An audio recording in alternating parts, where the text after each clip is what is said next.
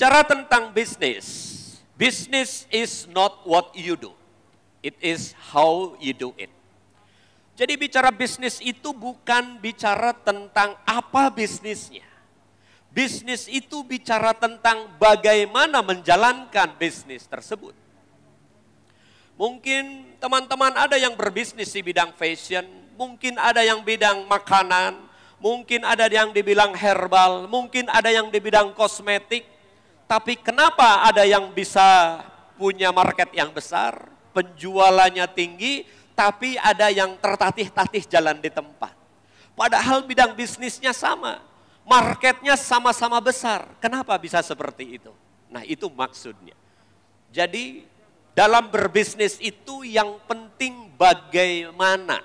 Jadi, kata kuncinya bagaimana menjalankan bisnis. Dalam arti yang lain, teman-teman boleh punya bidang bisnis yang beragam. Apapun bisnisnya, kata kuncinya adalah bagaimana mengelola bisnis tersebut. Bicara tentang mengelola berarti bicara tentang proses. Proses di dalam bisnis tersebut itu yang perlu kita perhatikan. Jadi apapun bidang bisnisnya, kalau kita tidak punya proses yang memadai, maka bisnis kita ditentukan oleh kualitas proses tersebut. Proses itu apa? Saya ilustrasikan seperti ini. Saya punya input, ada proses dan ada output.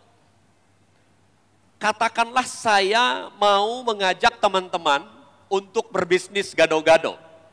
Kita semua bisnis gado-gado yuk. Kalau bisnis gado-gado, maka semua bicara tentang gado-gado. Ya. Gado-gado yang saya buat sama dengan gado-gado yang Anda buat. Itu outputnya. Pertanyaan berikutnya adalah, mengapa ada orang jualan gado-gado 5.000, mengapa ada orang yang jualan 50.000, dan mengapa ada orang yang jualan gado-gado 100.000? Dan yang jualan 100.000 bahkan lebih ramai daripada yang jualan 5-10.000. Kenapa? Padahal sama-sama gado-gado. Pertanyaannya itu. Ya. Sementara banyak orang yang kalau berbisnis itu murah-murahan. Pokoknya saya harus lebih murah daripada kompetitor. Nah, berarti dia mengabaikan di dalam proses ini. So, kalau saya jualan gado-gado, Anda jualan gado-gado, outputnya sama. Inputnya sama atau enggak? Pasti sama. Inputnya apa? Gado-gado. Sayur-sayuran mentah, kacang, air, garam, dan sebagainya. Jadi inputnya sama, outputnya sama. Di sini sayuran mentah dan bahan-bahan, di sini gado-gado outputnya. Nah, yang membedakan gado-gado harganya 5.000 dan 100.000 itu di mana? Perbedaannya ada di dalam proses tersebut. Proseslah yang akan menentukan kualitas produk kita. Meskipun sama-sama jualan gado-gado. Kalau Anda jualan gado-gado, proses pembuatan gado-gado mungkin Anda beli sayur di pasar. Saya juga membeli di pasar yang sama. Harganya juga bisa sama. Beli ya satu ikat sayur mungkin 20.000, saya juga sama beli ikat 20.000. Nah, ketika Anda memulai memproses, dicuci, sayurnya dicuci, kemudian direbus, setelah itu Anda membuat bumbu dan diaduk, maka jadilah gado-gado. Kalau saya membuat gado-gado, pasti tidak akan seperti itu. Kenapa? Karena kalau gado-gado seperti itu terlalu sederhana, terlalu generik. Kalau saya membuat gado-gado, mulai dari bahan mentah, sayur yang saya beli di pasar, pertama cara nyucinya dulu saya perhatikan. Cara nyucinya tidak dikucek-kucek di ember yang berisi air, tidak. Tapi saya akan cuci di air dari keran yang mengalir. Aliran airnya dikontrol 10 liter per detik. Kenapa harus saya kontrol? Karena air yang mengalir deras itu bisa meluruhkan semua pestisida yang ada di sayur tersebut. Karena sayurnya biasanya menggunakan pestisida para petani. Maka kita perlu meluruhkan. Itu proses yang pertama. Kemudian yang kedua, saya menjaga supaya semua kandungan yang ada di dalam sayur tersebut tidak hilang, tidak berkurang. Maka cara memasaknya perlu saya kontrol. Setelah selesai dicuci, saya siapkan air di atas tempayan, ditaruh di atas kompor, dihangatkan.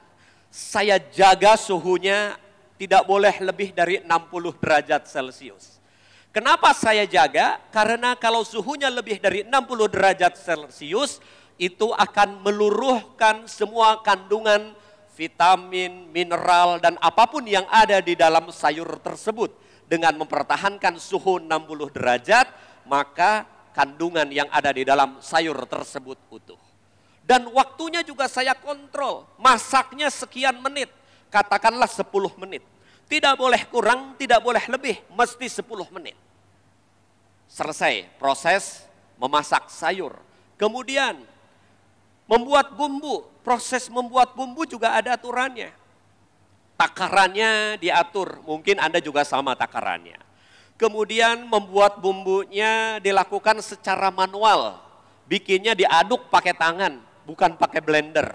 Cara ngaduknya juga diatur, tekanannya sekian, 33 kali ngoloknya dari kanan ke kiri, bukan dari kiri ke kanan. Nah, itulah yang dimaksud dengan proses. Maka proses yang baik dan benar bila dikerjakan oleh setiap orang yang ada di warung gado-gado kita, maka hasilnya akan sama. Nah, itu bicara tentang proses. Nah, jadi bicara tentang pondasi bisnis adalah mengontrol input, proses, dan output. Itulah yang dimaksud dengan pondasi bisnis.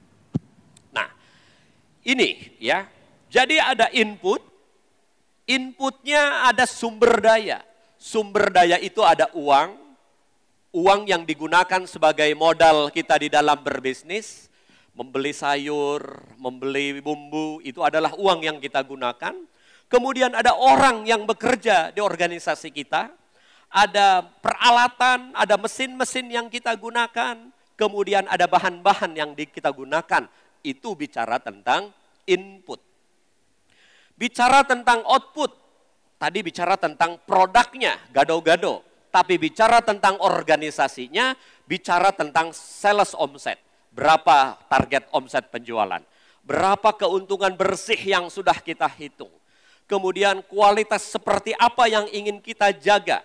Aspek-aspek apa yang ingin kita kontrol? Itu bicara tentang goal kita di dalam organisasi kita. Nah, kalau kita punya pondasi yang baik, maka kita akan menjalankan perusahaan kita secara efektif dan efisien. Kalau organisasi kita efektif dan efisien, maka perusahaan akan menguntungkan.